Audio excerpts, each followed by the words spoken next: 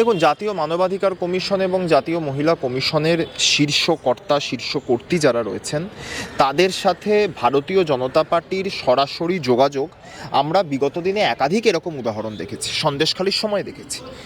এবং মাননীয় রাজ্যপাল যেতেই পারেন, সেই বিষয়ে কিছু বলার নেই।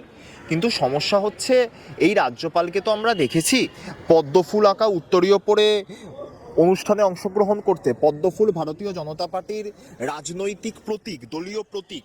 সেই পদ্মফুল আঁকা উত্তরীয় পরে মাননীয় রাজ্যপাল নির্দিষ্ট অনুষ্ঠানে যোগদান করেছেন, সেই ছবি আমার কাছেও রয়েছে।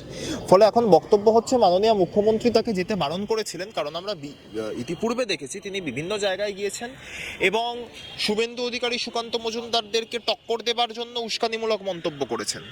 বিজেপির রাজ্য সভাপতি কে হবে সেই নিয়ে বিজেপির অন্দরে যথেষ্ট চর্চা আছে। কেউ বলছেন জ্যোতির্ময় সিং মাহাতো, কেউ বা বলছেন মহিলা মুখ চাই, কেউ বা শ্রমিক ভট্টাচার্যের কথা বলছেন। এর মধ্যে